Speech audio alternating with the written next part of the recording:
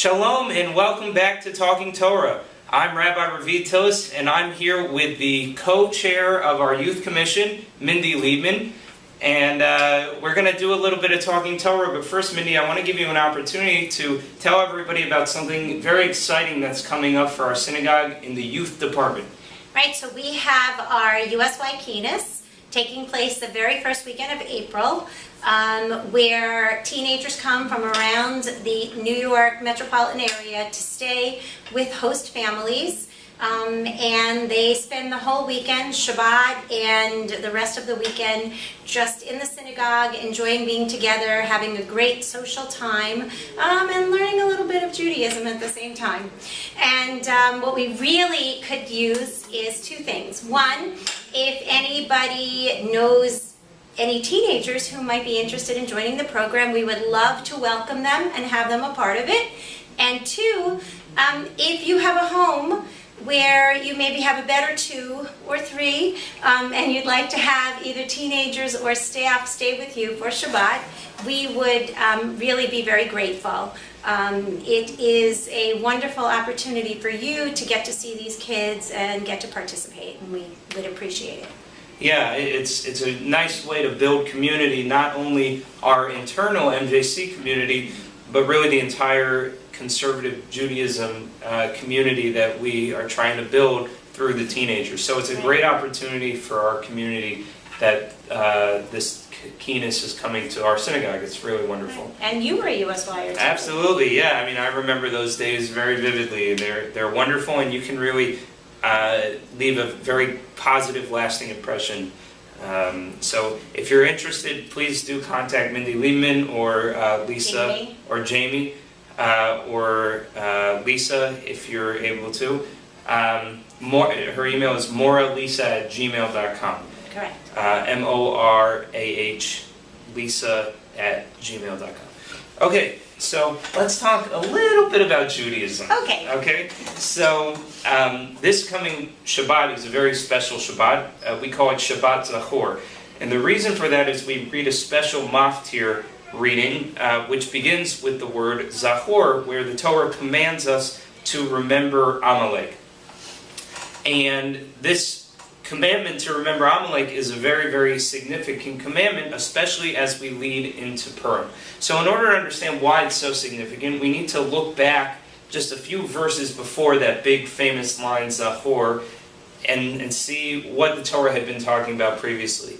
It had been talking about being fair in business, having weights that are appropriate, and really just being a good, upstanding person who is, says it how it is, tells the truth, is honest, because that is in direct conflict with Amalek, who not only attacked the Israelites, but attacked from behind.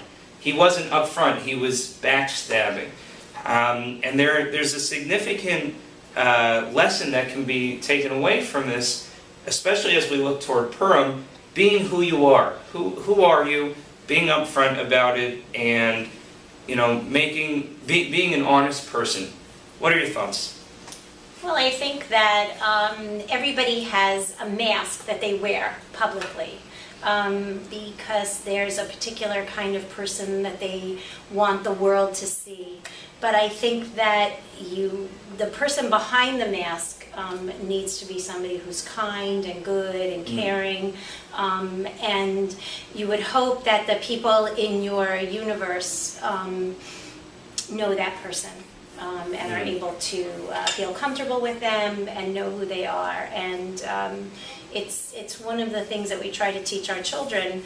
This particular parsha is special for us because my son Jesse will be celebrating the anniversary of his bar mitzvah, which was Shabbat Zachor.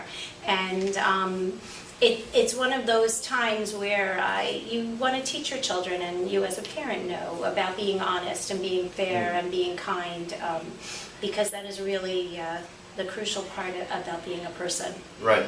It's interesting as you talk about masks. It's like the masks that we develop are kind of a personal, it's based on our surroundings and it's based on the individual. But the core, the inside, that's what we work on as parents. Right. Because the masks, they'll come and go. Right. Just as easily as an actual mask can come on and off. And kids change and people change over time. That's right. But it's that core that's underneath the mask that we want to make sure is steady and strong and upright. That's right. Yeah, That's right. no, I like that a lot. And you know, Purim is all about kind of pretending like you're something else, is embracing wearing the mask, Right.